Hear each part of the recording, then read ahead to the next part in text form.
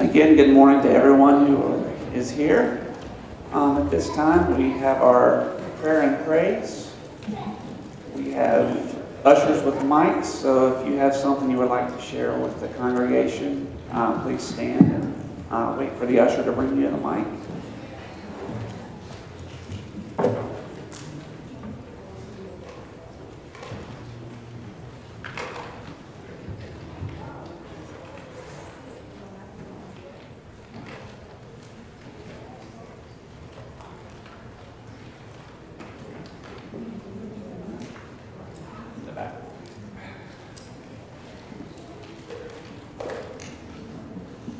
Happy Sabbath, everyone. I just want to praise God for the job that He gave me. It's a great company, and I'm so grateful for it. Thank you.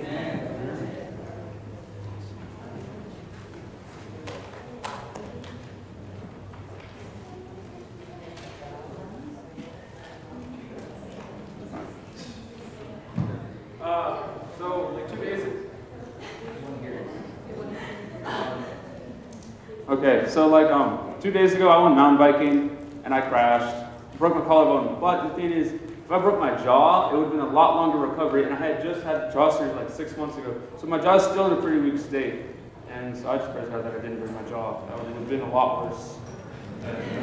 All right.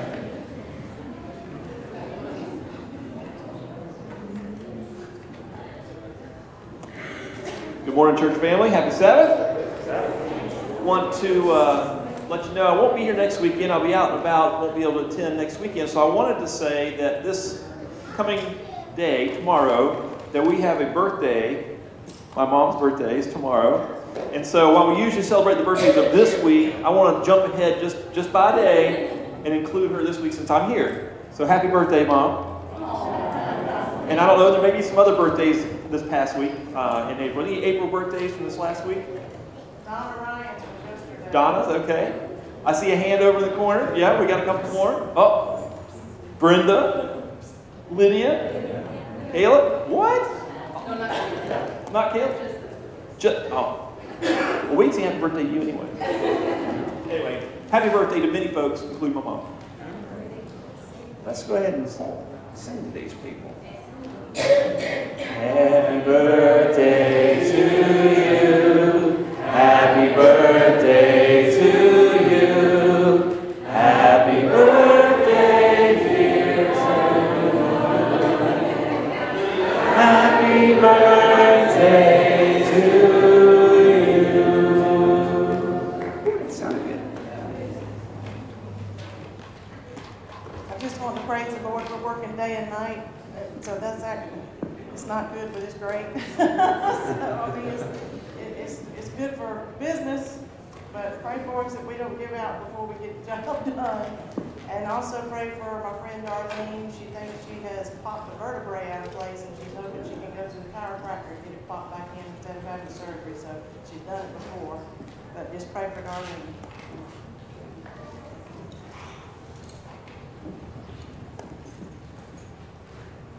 All right, at this time, let's go to the Lord in prayer. If you prefer to kneel or stand, just assume a position of reverence as we go before the Lord.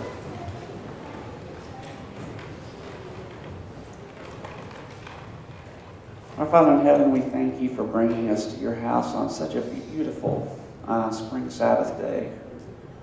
Thank you for the opportunity we have to come to such a nice place of worship. Lord, you've heard all of the prayer requests. We thank you for your protection, your safety, and accidents that we've had. Lord, there's sickness and health issues in our midst. Lord, I just pray that you would send your healing hand to be with these people in their recovery, and just be with the families that are involved. Just let them know that you are there with them for peace and comfort. Lord, we thank you for birthdays and for other opportunities we have to celebrate. Just thank you for being with us at all times. Lord, be with those who are going to speak today. Lord, we just thank you for the opportunities that they've had to witness and to perform missionary work for you. Lord, we just ask that you would just continue to be with them in their futures. And just thank you for everything that you've done for us. Continue to be with us all on this Sabbath day. I pray in Jesus' name. Amen. Amen.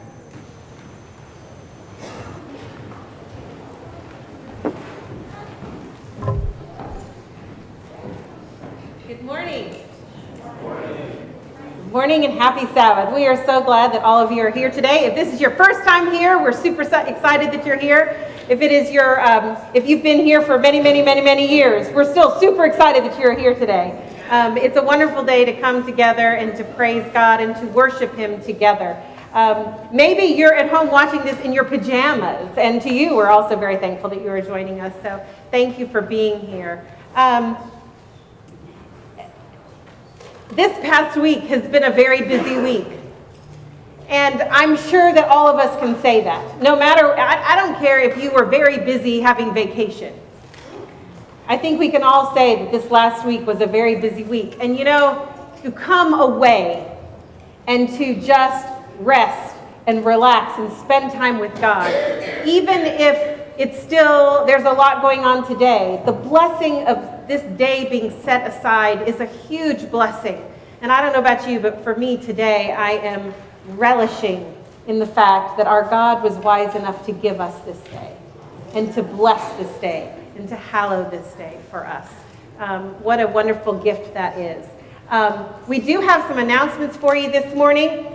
A lot of them are here in your bulletin. There's also been some up on the wall. I want to bring your attention to a little sheet of paper that's in your bulletin. And it's just a very simple little sheet of paper. But this could be life-changing for you, and this could be life-changing for our church. And what that is it's finding your place to serve. Nominating committee is working right now. And instead of the thought of that being, oh great, nominating committee. I heard someone say this last week that they left their phone inside so they wouldn't get a call from nominating committee. But instead of looking at it that way, what we're hoping for is that you will find your place to serve. Look, we don't want to put you, well, let's see. How should I say this? We don't want to ask you to work in the children's division if you really hate children. That's right. Save the children is correct. So we would like to know, where would you like to serve? What has God put on your heart? Where is your passion? How do you see yourself being part of this family? So please, fill this out. And let me tell you what, if you're not finding anything on here, but you have a passion for something, there's a whole big old blank side on the back. If you can't fit it on this much paper, you've got a problem. But I would like for you to write down where your passion is, what you want to do, how you can help out, and then turn them in. If you can put them in the offering plate, or if you want to just fold it up and hand it to the pastor or one of the elders, that's fine. But we would love for you to be involved, but we also want to know how you would like to be involved. So please make sure that you take time to do that. As the deacons come forward to take up our offering today, I want to highlight a couple things. First of all, the offering that goes in the offering plate today is for, oh man, I just had it on my tongue. Where is it? It's for Christian Record. I couldn't get the name of it right, but you know what Christian Record is? Does anyone know? If you think it's like they make Christian records. Those black things that go round and round, that's not what it is. Christian Record is a ministry for the blind. When I was a student at Mount Pisgah Academy, I worked by summers at Nasoka Pines Ranch.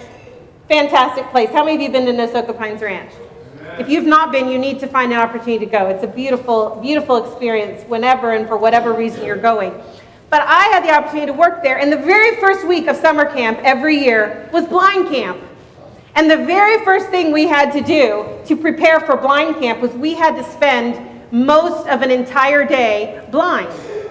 So they would put completely darkening patches on our face, and we had to go through the entire day as a blind person to help us better understand what that experience was like.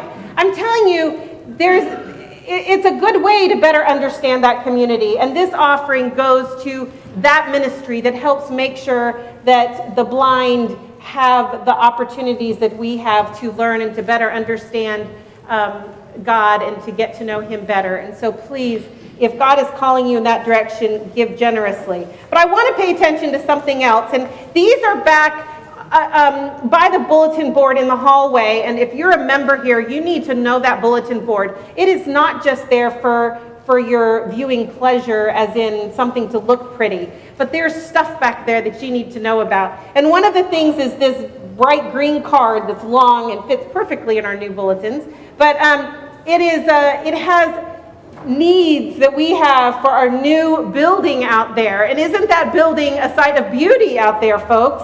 This is so exciting to see that thing going up.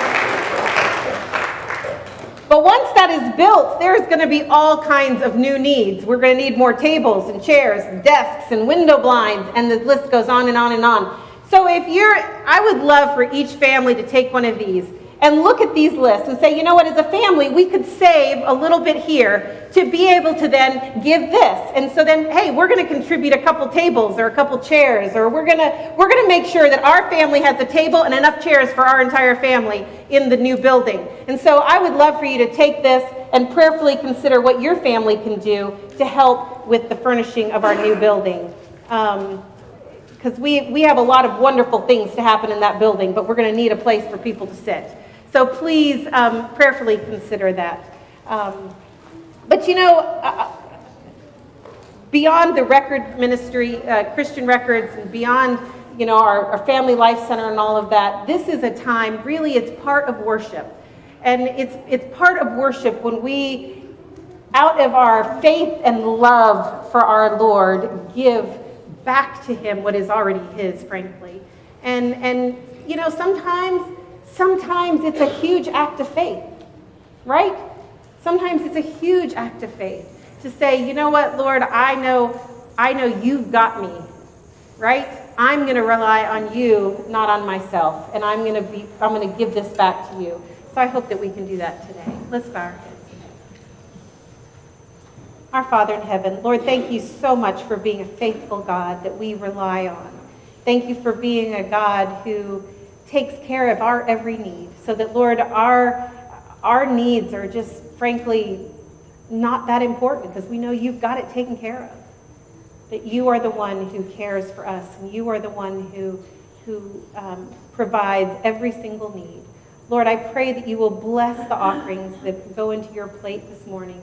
Lord, bless them. May every single one be used in a way that glorifies you and that furthers your work. I pray these things in your wonderful and holy name. Amen.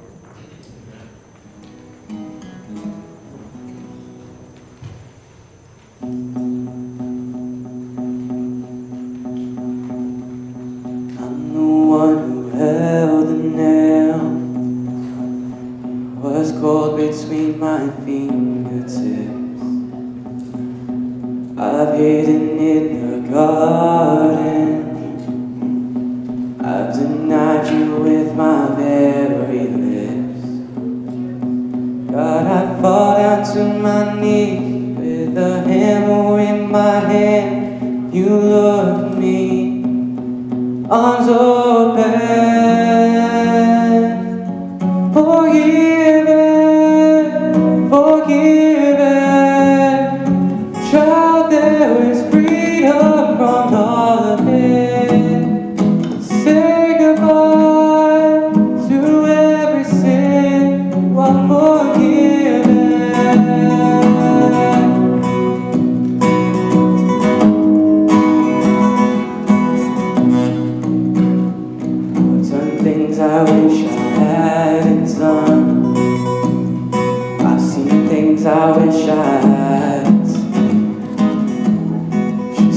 thought of your amazing grace.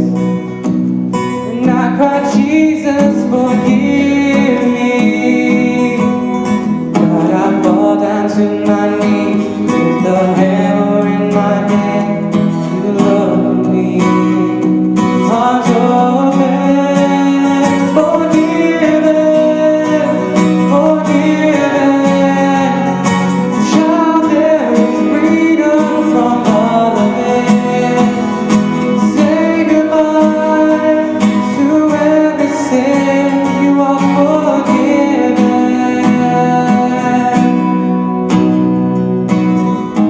Could have been 6 feet under, could have been lost forever.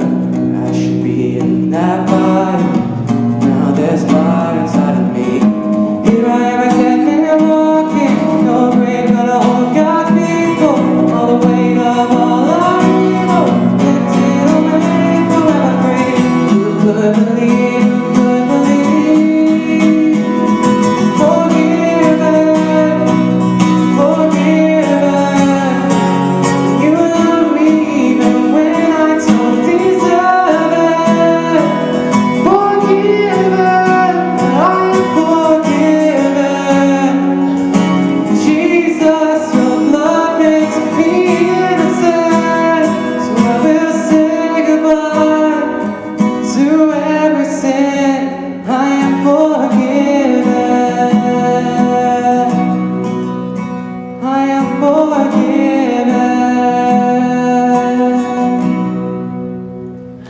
Amen.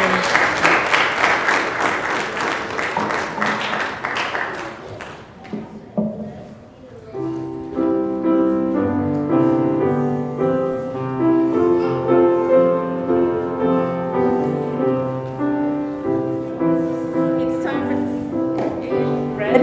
There we go. It's time for children's story. So if the children would get ready and start coming up, they'll be collecting their lamb's offering, which goes towards our children's program. Children, don't forget to say thank you.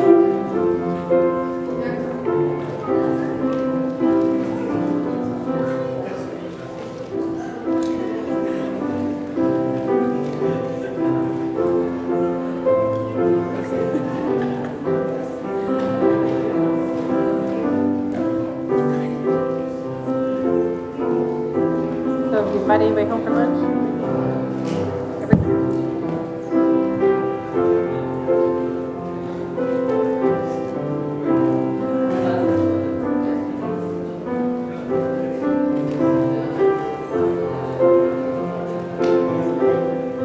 All right, looks like we got most of them back.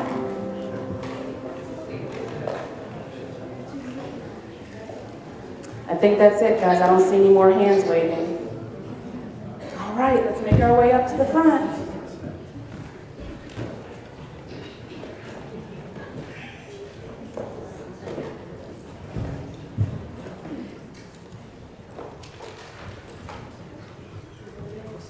All right.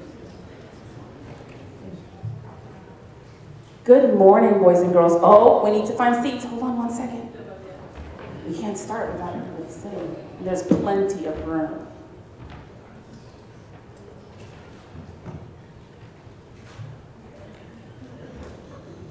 She's got it. I think she's got it. No, she doesn't. She got it. I think she's got it. I'm good. All right. Okay. Good morning, boys and girls. Oh my word. Who had breakfast this morning? Good morning, boys and girls. Good morning. All right. That's a little better. I'll take it. Okay. Well, I have a story for you guys today. It's not a very long one, but it's a good one. I think so. And so it's about a women's softball team. They were playing a game, and it was the last inning, and they were tied. The last person to bat was up. And wham, she hit the ball. And it went over the fence, home run. But the team, her team started looking around and they're like, we won, we won. They were so excited, Their team was so defeated. They just said, I can't believe that she won. But what both teams didn't realize was that the hitter couldn't run. When she hit the ball so hard, she twisted her ankle so badly that she could not run. Now, in softball, you have to run and touch all the bases, or else it doesn't count. And her teammates were looking around like they were wanting to try to help her, but they could not help her because in the rules it said they're not allowed to help her. So both teams are sitting there. And you know what happened? Two girls started walking up to the hitter. Two girls from the opposite team. And those two girls helped her go to each base and touch each base all the way back to home plate.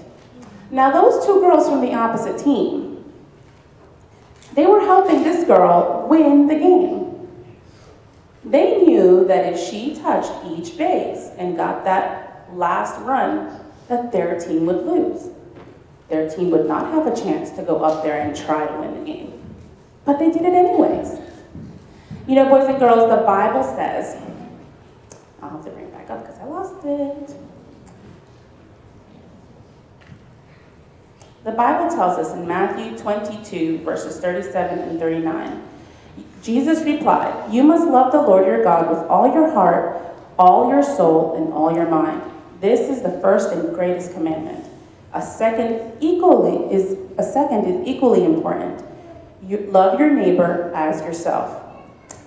Boys and girls, these two girls from the opposite team knew that if they helped her, the other girl, that they would be losing, but they didn't care. They did what Jesus wants us all to do, to love your neighbor as much as you love yourself, if not more. Well, today you are going to hear stories from several people who went and did something to share Jesus because they loved God. They love God more than they love themselves, just like we should all. All right, so you guys can go back to your seats now.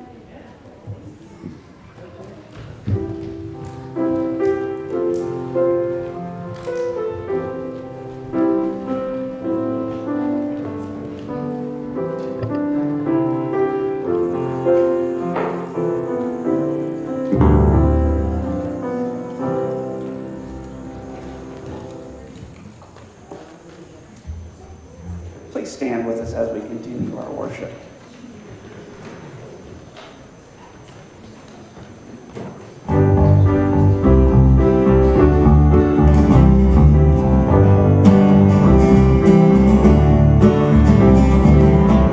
Lord, I lift your name on high. Lord, I love to sing your praises. I'm so glad you're in my life. I'm so glad you came to save us. You came from heaven to earth to show the way from the earth to the cross. My debt to pay. From the cross to the grave, from the grave to the sky, Lord, I lift your name on high.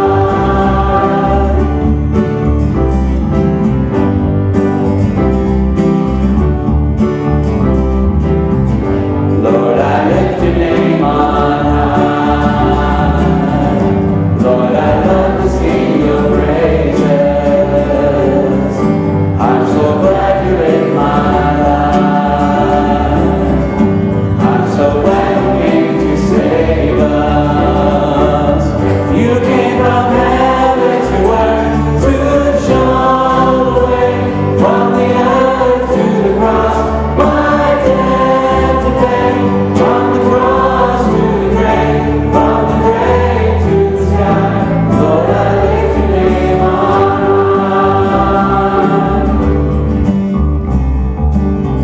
You came from heaven to earth to show the way from the earth to the cross. My debt to pay from the cross to the grave, from the grave to the sky. Lord, I lift your name on high. You came from heaven to earth to show the way from the earth to the cross.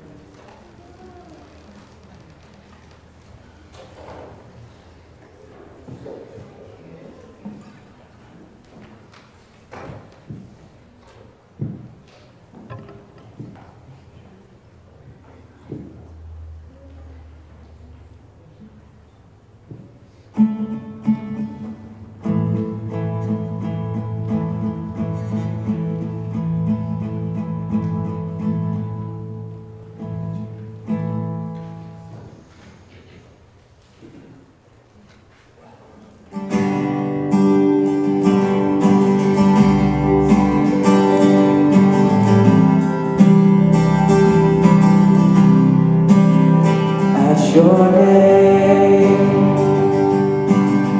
the mountains shake and rumble. At your name, the oceans roar and stumble. At your name, angels will bow, the earth will rejoice, your people cry out. Lord of all the earth, we shout your name, filling up the skies with endless praise, endless praise. Yahweh, Yahweh, we love to shout your name, oh Lord. At your name, the morning breaks in glory. At your name, creation sings your story. At your name, angels will bow, the earth will rejoice, your people cry out. Lord of all the earth, we shout your name, filling up the skies with endless praise, endless praise. Yahweh, Yahweh, we love to shout your name, oh Lord. There is no one like our God, we will praise you, praise you. There's no one like our God, we will sing, we will sing. There is no one like our God, we will praise you, praise you. There's no one like our God, we will sing, we will sing. There is no one like our God, we will praise you, praise you. There's no one like our God, we will sing. Lord of all the earth, we shout your name, filling up the skies with endless praise, endless praise. Yahweh, Yahweh, we love to shout your name, oh Lord.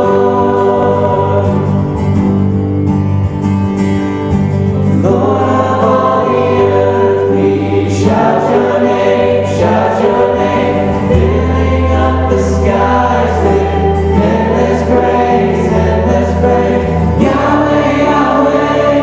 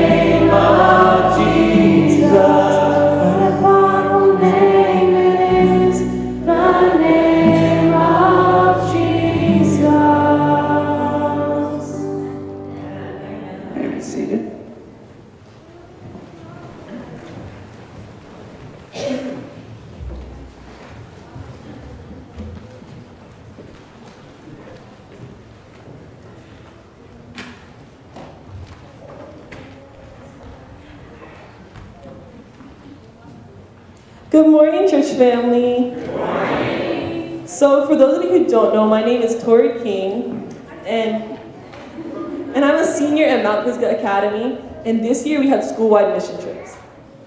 So this past March, I was given the chance to go to Peru, via Salvador, and it was a breathtaking experience. On their mission trip, though, there were two different groups because it was Share. There was evangelist and construction.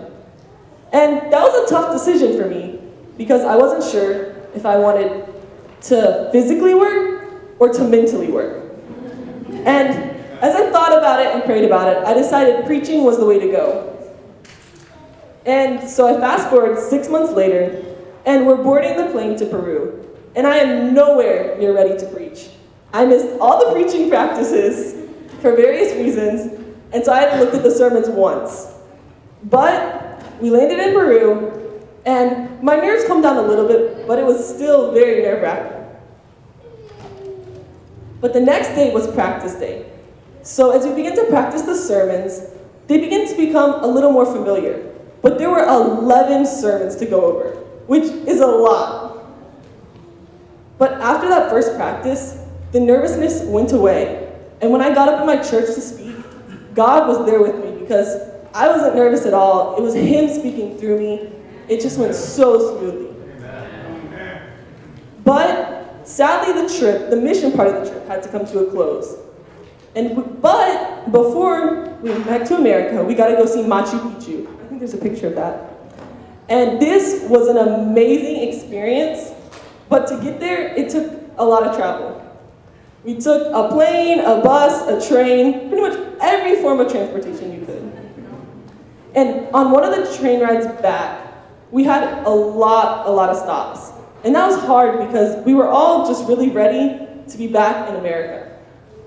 I mean, it was a good trip, but after 10 days, away from your home, away from your family, we were ready to get back to some of the comforts of life. But on one of our last stops, we looked out the window and we noticed this older Peruvian lady. And she was just standing outside by the train tracks, and we began to wave at her, because we're teenagers and why not? And so she waved back, and one of our teachers noticed our interaction, and he was like, "She's begging." So I was like, okay. So I started digging through my bag. I was like, do I have anything I can give to her? And I found a granola bar. So I handed it to one of my friends, and she tossed it out the train window. And this old woman walked over to it, and she picked it up, and the happiness on her face, it was just amazing to see the smile. And so more of my friends began to gather around, and they gathered food they had left in their bags. And by the time the train pulled away, this woman had a whole little pile of food, and she was sitting down against the wall, ready to start her little meal. And so, although our official mission trip had just finished, the mission work was still very present, and I hope this isn't the last chance I have to make an impact.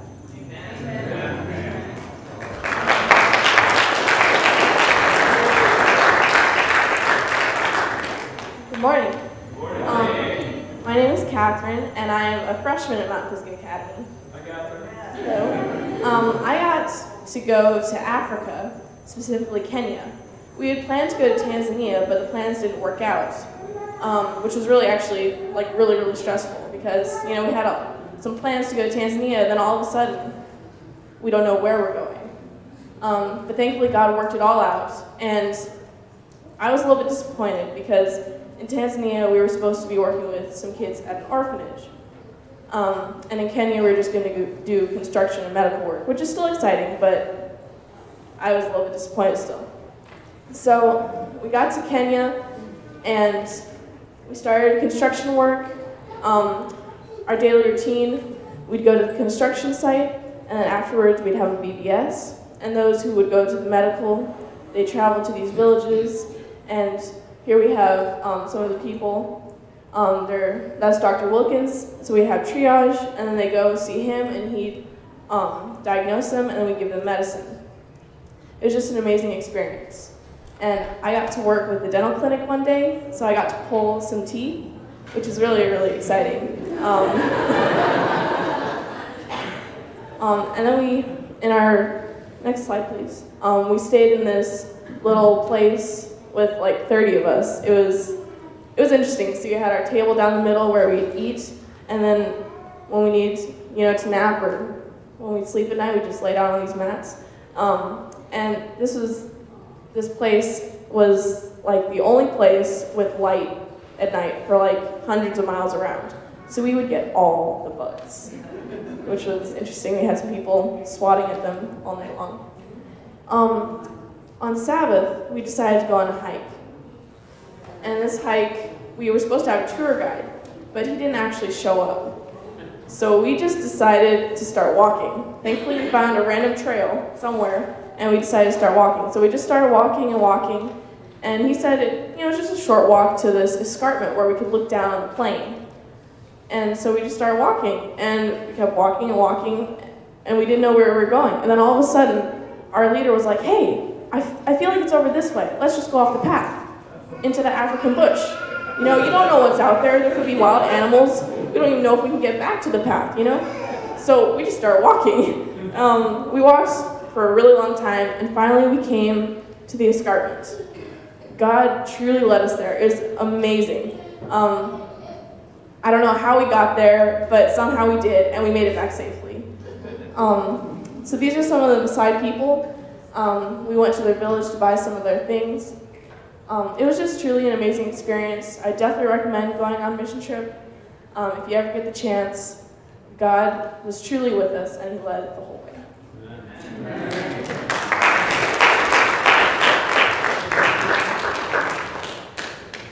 I'm Sydney. I'm a senior at Mount Pisgah, and I went to the Honduras mission trip. So what we did, so there's this island off of Honduras, it's called Utila, and that's where we went. We took a flight from to Texas, and then from Texas to Honduras, and then we took a ferry to the island, and then the island's about like 9 miles long and 3 wide, so it's not really a big island, but we stayed at this hotel called Ruby's Inn. The people who own the place, they were really, really nice, and they were always asking us if we needed anything, and it was really nice. And let's see, in the mornings we worked at the construction site until lunch, and then we had free time after lunch until 6, and to do whatever we wanted, and then at 6 we would have VBS. And at the construction site, we were helping build the youth center behind one of their churches. So we wheelbarrowed concrete, moved block, laid motor, or whatever you call that. And then, so just like, the work was, like, it was really, not hard, but it was definitely strenuous, and yeah, it was, sorry. So during the free time, we could do whatever, and sometimes we would do activities together, and several of the times we went, one time we went scuba diving, and the other was we rented golf carts to drive around the island. And it was fun. That was like my favorite part because I got to drive. And at first I was kind of scared to drive because there in Utila, there's no traffic laws or anything. So, and there's no speed limit. So it's just like the road and you drive, and that's it pretty much. And so I was kind of scared to drive, but it was actually a lot of fun. Yeah, there was one time when we went off of onto dirt roads, and it had just rained the previous day, and so there was a lot of big mud puddles, and I was driving the golf cart, and I was a friend to my right and a friend in the back, and so these big mud puddles, I would slow down, and then I would speed through them. It was so much fun. And so I was clean, but the other two got a bit muddy. But that was really fun. also on Utila, there's no cars. It's like golf carts, motorcycles, mopeds, bicycles, and just golf carts. I think I said that already. But yeah, there's no cars at all. And, yeah. At VBS, the VBS wasn't like here, like the normal kind of VBS. It was, it didn't have a theme. It was more like meetings. But we did crafts, and Mr. Cara told Bible stories and did some magic tricks. The kids really loved the magic tricks. Their faces would light up every time he would do something with the magic trick. And so that was really cool to watch the astonished faces of the kids when something disappeared or something. And then we also sang lots and lots of songs. Before this mission trip, I knew God wanted me to go to Honduras, but I was scared to go because, well, it was my first time out of the country, and first time on an airplane, and first time on a mission trip, and so, and also the people that were going on that mission trip, I didn't think I could get close to, and so I was kind of afraid that I'd be kind of a loner, like, off on my own, but God had a different plan for me, and I became friends with two people that I didn't think I would, they were unlikely. I didn't think I would become friends with them, but I got really close to them, and so I suppose this mission trip, like going out there and doing this stuff, that was really fun, and it was like, as Catherine said, I would definitely go on a mission trip again. But, oh God, I forgot what I was going to say.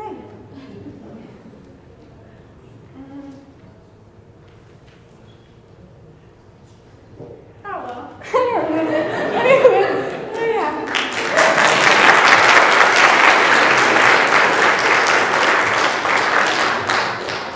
Hello, everybody. I'm Josh, if you don't know me. I had the opportunity to go on a mission trip with my school's church, Hickory Grove Christian School. We got to go to Pittsburgh, just a little bit north of here, so in the country. And I don't have any pictures to share with you, but it was a really great mission trip. I'm going to share some of the things we did. So it was a Wednesday to Sunday, so we drove up on a bus with, I think it was 48 students, all on one big charter bus. Our bus driver was hilarious. His name was Mr. G.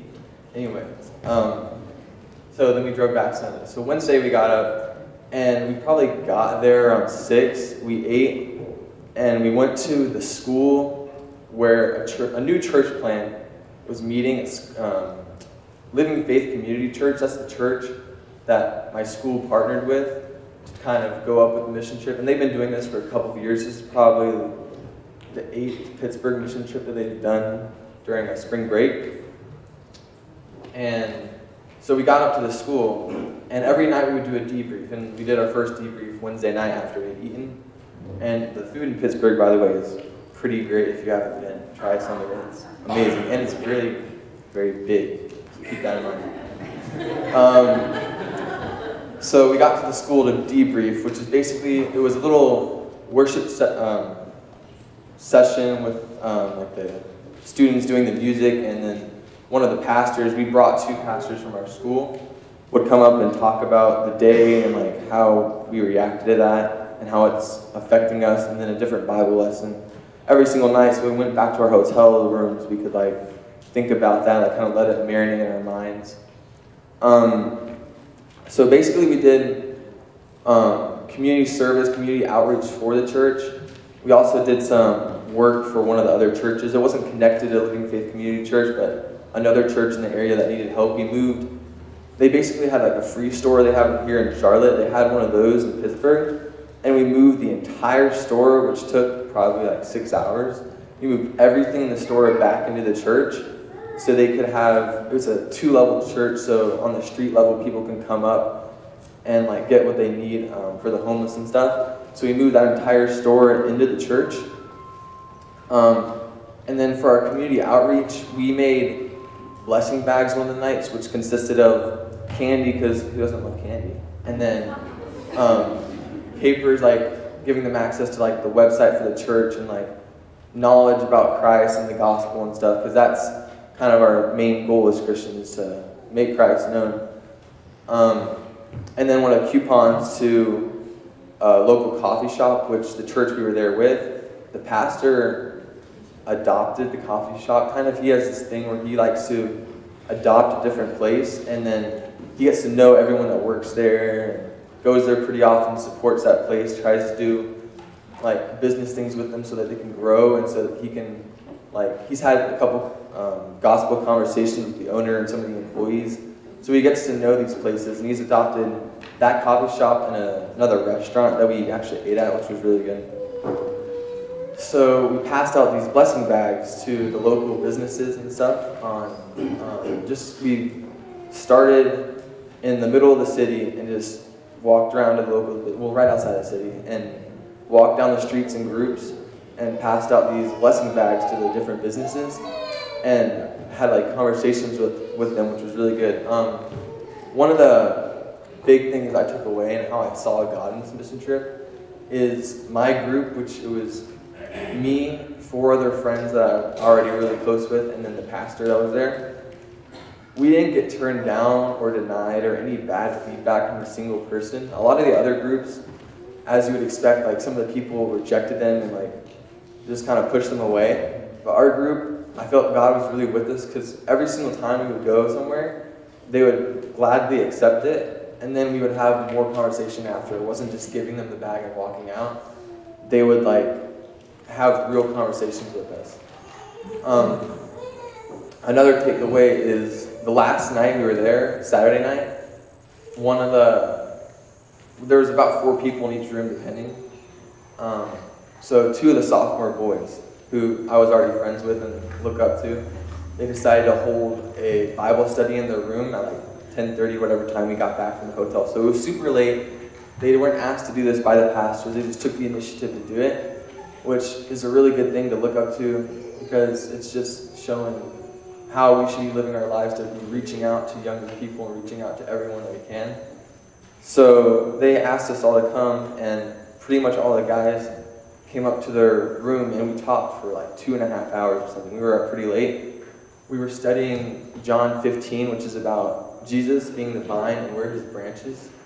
So God will give us all we need, and we get everything we need through him. And then the second part is about how being separated from the world and worldly things, which is hard to do in today's society. Like everything's mixed up, and it's hard to decipher like what you should and shouldn't do, and what's worldly and what God wants you to do, because society wants you to do what's popular in society.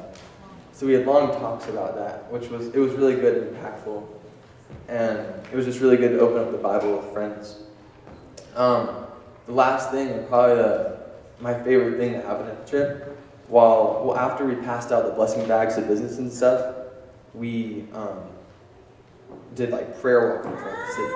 So we just walked randomly through the city, just praying for people that we saw, different businesses and stuff. We found a local youth group actually that they were cleaning up after. They had just had a meeting or a party, I guess. And they were cleaning up, and we learned about that. So the pastor of the church that we were at got to meet this lady who leads a youth group, and they got connected, which I'm sure will bear fruit in the future. Like something hopefully good will come out of that. But anyway, as we were walking, we passed by this apartment complex, and under kind of like the awning, there was this lady in the corner in a wheelchair, just sitting there looking out into the city. So our pastor felt led to go talk to her. So we walked up to her. She was a super nice lady. Her name was Lori. She said she was 86 years old. Something kind of bizarre that's happened in her life. She was supposed to die 9 years before we had met her, and God had prolonged her life that extra 9 years. And we were talking to her, and our pastor was kind of leading the conversation, but then something I think he did really well was like he would integrate us into it there, because there was 4 like kids standing beside him, so it wasn't just them 2 having a conversation and us watching. We were involved, and he would like ask us a question, and we would respond and each give our answers, and they were all different but yet like impactful. So we were talking to her, and she had accepted Christ when she was younger, but the way she made it sound was like she had kind of left the faith and kind of walked away from it. Even it's like she believed there was a God, but she doesn't really stick to her faith anymore, kind of. And something I think our pastor really did well also was he made sure his questions were intentional to get to like know if she believed she was like saved or if she was if she had a relationship with Jesus, because that's kind of what it's all about. So he wasn't just asking like random religious questions or anything, but like specifically towards her relationship with Jesus. And he asked us about our relationships with Jesus so that she could kind of like, I guess, compare her, like see where she's at with God. And we talked to her for probably 45 minutes, and it was really good, a really good conversation.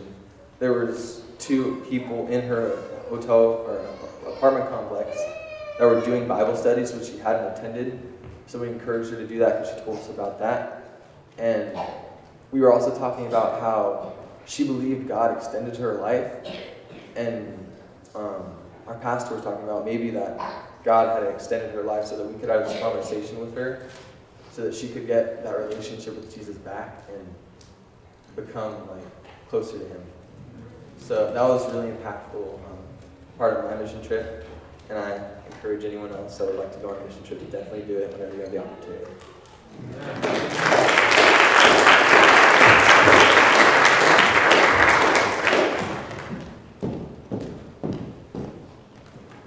Good morning, everyone. Good morning. Now, my name is Tiffany, if you don't know, and I am a senior at Mount Pisgah Academy. I went on the mission trip with Tori and Trevor, who you'll soon see, and we went to Peru. I was on the preaching team, and along with Trevor and Tori. And one night at our church, we were driving back. I had this family who would drive me back every night, and I had a translator who was 2 years older than me. So he was sitting right next to me, and there were 2 middle school boys in the car, and then the father was driving. And this is after I just did a sermon at our church.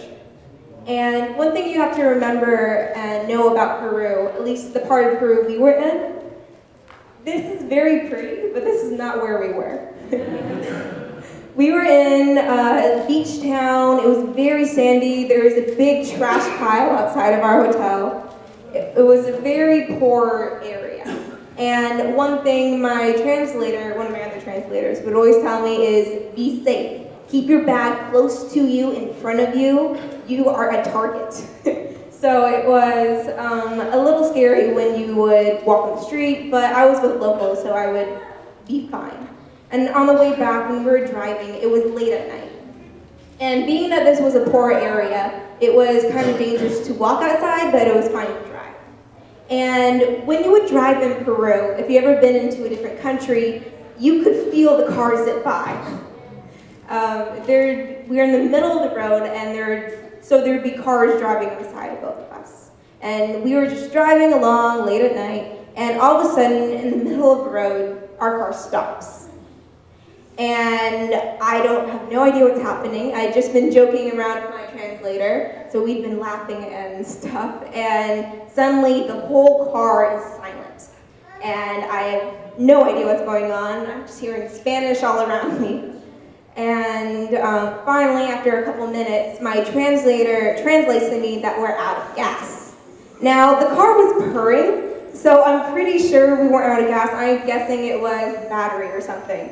But the driver, for like the couple minutes that it took for him to understand what was happening and for me to understand him, the guy had been turning the key, the father, turning the key back and forth, trying to get this car to work. And I had no idea what to do, and I turned to my translator, and I remember the story that my mom told me when I was younger about a pastor who would pray when his car would break down and it just started driving. So I thought, okay, let's try this. God is good. So I go to my translator and I'm like, okay, we need to pray. And he laughs. I think he thought I was still joking, but I wasn't. I was like, no, pray. And so I just sit there in the middle of the car and I start to pray. I pray for the car to start up again, something to happen, And then a minute later, the car starts up again. And we drive for a minute, and it stops right then in the middle of the road. And I turned to my translator again and said, look, see, we need to pray. We need to ask God to help us with our car. And so he starts to pray, at first in English, but then it slowly changes to Spanish as time goes on. 10 minutes pass. The father is still trying to turn the key back and forth, the car purring and stopping, car not moving, car zipping past us in the middle of the road. Keep in mind that how dangerous this was. I saw a lady with a bat outside of our road, just sitting in her front yard or whatever in the middle of the street. That's how dangerous it was. And 10 minutes pass, nothing.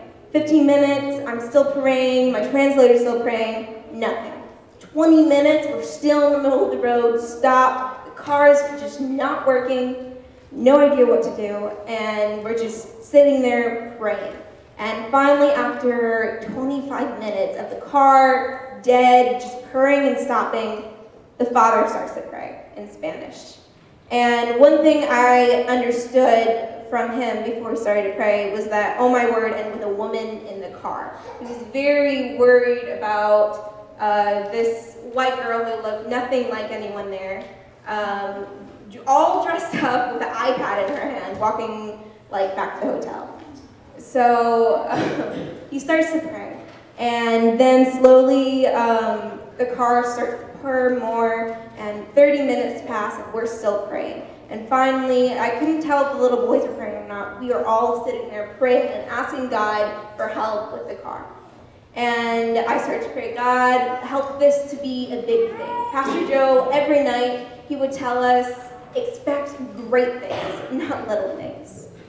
And so I just prayed, God, you can do this, Lord. I know that if you want to, you can have this power. I'm expecting great things, and help this to be something that these people will remember, and remember how great you are. And when I opened my eyes, the car started moving.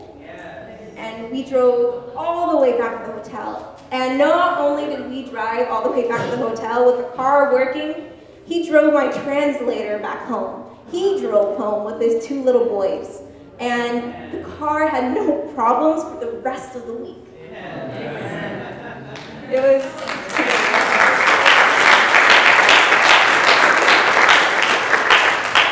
It was definitely an amazing experience. And I'm so glad I had the opportunity to go there and to experience these people and to get a different view of our world here. Thank you.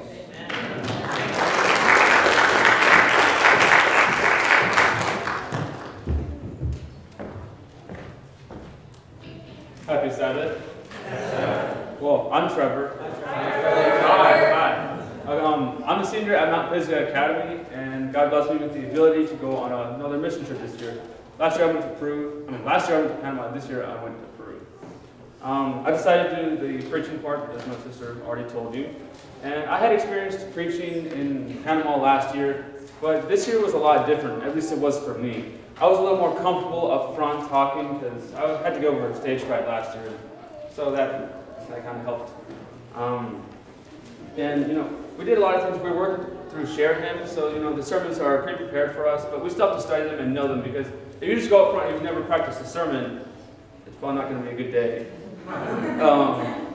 So my church, it was called 3-9, Sector 3, Group 9. It was the area in Villa El Salvador that I was preaching. My church was not this big, but it had around 100 members. They would attend, not every night, but on Sabbath I'd have around 100 people there. But there was one problem. All the people that would go to my church were baptized. We had baptism calls throughout the week.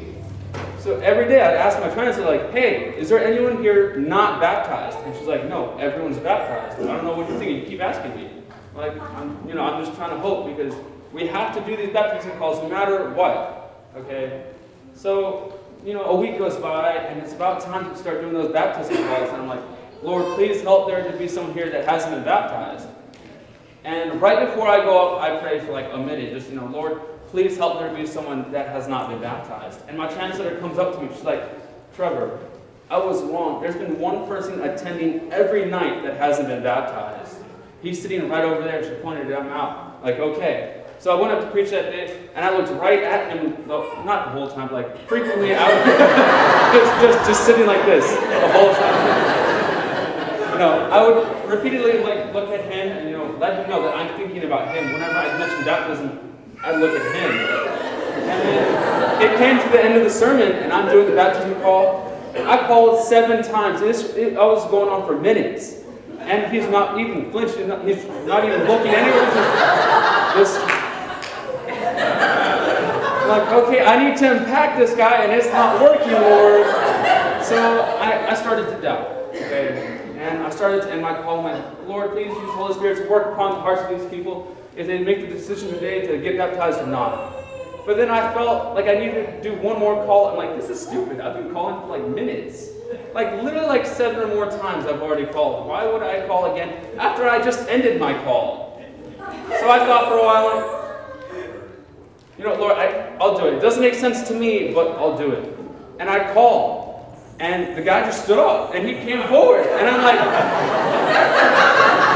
I called for minutes. I already ended my call and I went back into it. But it was really impactful. I almost cried afterwards. It was really impactful. I don't cry.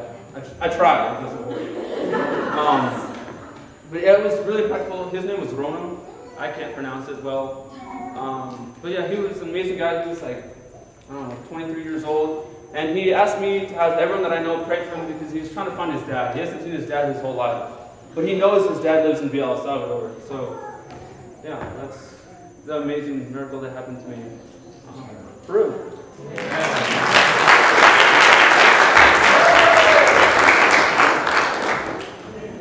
Hey everybody, my name is Michael, and for my mission trip, hi. My name is Michael, and for my mission trip, I went to Washington, D.C. There we go. Okay. Also, my brother Andrew went on the mission trip with me as well, and Patricia too. I stole her slideshow. Thank you, Patricia. So we were in D.C. from Sunday to Friday. We left 10 o'clock Sunday morning. We drove up there in a shuttle, and we came back Friday morning. We drove back all day Friday. We had a group of, I think, 12 people, 12 students plus 2 sponsors. This is where we stayed. We stayed in the dorms at Washington Adventist University. There's a group picture up there. Of us in the lobby of the boys' dorm. We also ate breakfast and lunch in the cafeteria. It was pretty good food. They had a guy that did like made-to-order omelets. It was pretty nice. This is where we worked. This is the Adventist Center for Community Services in Silver Spring, which is nearby DC. The guy up there on the top left, his name is Mr. Ken. I can't remember his last name, but he's the guy in charge of the Community Service Center. He was a really nice guy, and he had a really nice staff there working for him. And one of the jobs we did was we prepared letters to be sent out to people asking for donations to the Community Service Center.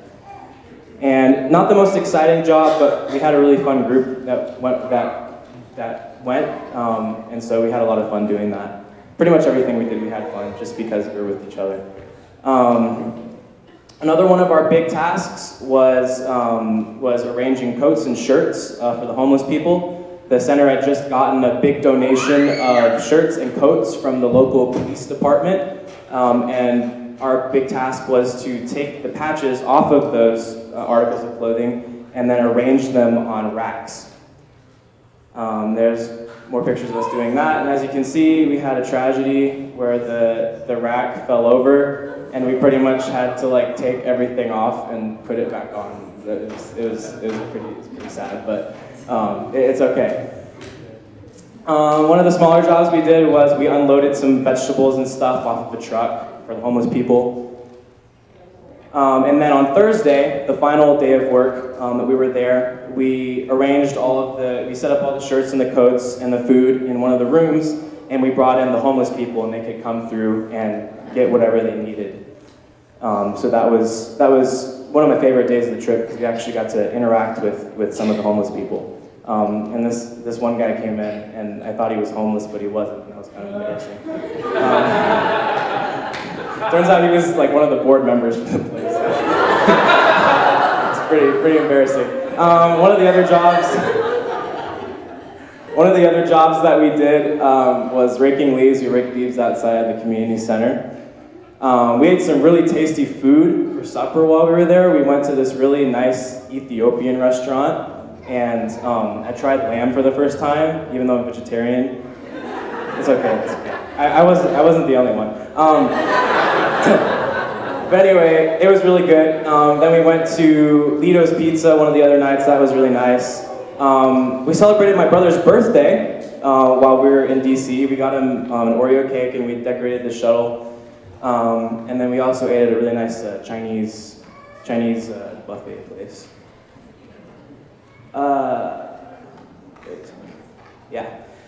Tuesday was our tour day. We took that day off. In the morning, we went and toured the General Conference headquarters and the White Estate and all of that. And then in the afternoon, we went to the Smithsonian museums. And I went to the Museum of Natural History and Air and Space Museum, and those were both really cool. There's just some weird pictures of the mission trip. So overall, this is our group. Overall, it was a great experience. It wasn't exactly what I was expecting, I have to say. When I heard that we were going to be doing homeless ministry, I thought it would be more like actual interaction with the homeless people. When in reality, it was really, the only day that we really got to see any homeless people was the last day, on Thursday. And while I do think that I got a blessing from simply just being able to help the people that help the homeless people, I think the most impactful thing that happened to me while I was on this trip ironically happened during the day where we were at the Smithsonian. So a couple of friends and I had just gotten into the Museum of Natural History, and this guy came up to us and he gave us these sign language booklets. And we read the cover and we found out that this guy was deaf, and he was handing these out in exchange for donations until he could get a real job. And so I got off my backpack so I could get out my wallet and give him a donation. So I'm rummaging through my backpack, and I'm like, my wallet's not here. This is a problem. And so I say a prayer really quick, and I run back to the security office in the museum, and praise God, they had my wallet. It must have fallen out or something during the security check. But if that guy had not come to us, and if God had not moved me to make a donation for him, who knows how far I would have been from the museum by the time I realized my wallet was missing. Unfortunately, I never got to give the guy a donation because he was gone, but that was probably my biggest God moment on the mission trip, because it reminded me that, there should never be a time where we're not expecting God to show up for us. Out of all the days on the mission trip where God could have shown up for me, that would be the day I would least expect. But one of the things that my Bible teacher told me this school year came back to my mind. He said that faith is the mindset that expects God to be present and isn't surprised when he shows up. And so that experience just served to remind me that we should always be thankful when God shows up for us, but we should never be surprised. We should be expecting him. And I think that's the mindset of faith. So it was a great experience for me to go on this mission trip to DC, and I think everybody else in my group can say the same. Thank you.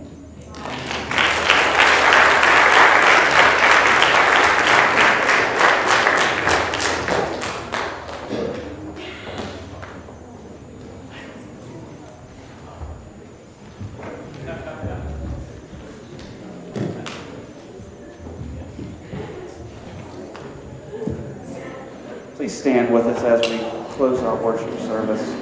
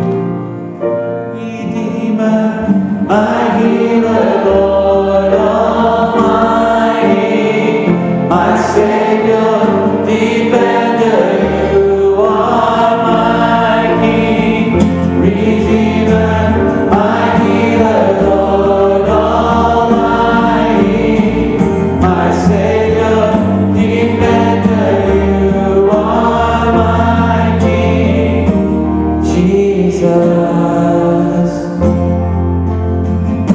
name of Jesus,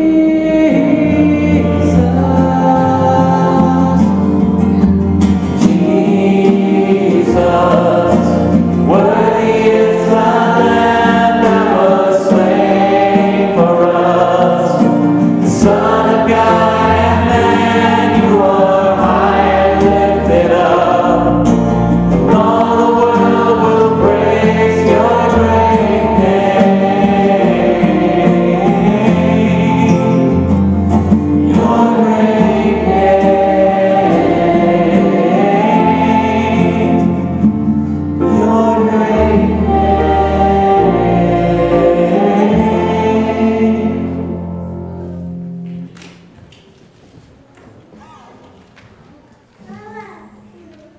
You know, the Gospel of Matthew tells us, Jesus said these words, "For where 2 or 3 are gathered together in my name, I am there in the midst of them." So Jesus is present when his people gather. And we've heard of his presence with our young people as they've gone on mission trips. There is something powerful about getting together as a group of Christians and doing God's work together. Christian life is not a solo endeavor. We need each other. As we go from this place, I want to ask God to bless each one of you so that as you head out into a new week, you go empowered by the Holy Spirit. You go confident in your Father's love for you. So, saints of God, the Lord bless you and keep you. The Lord make his face shine upon you and be gracious unto you. The Lord lift up his countenance upon you and give you peace. Amen. Amen.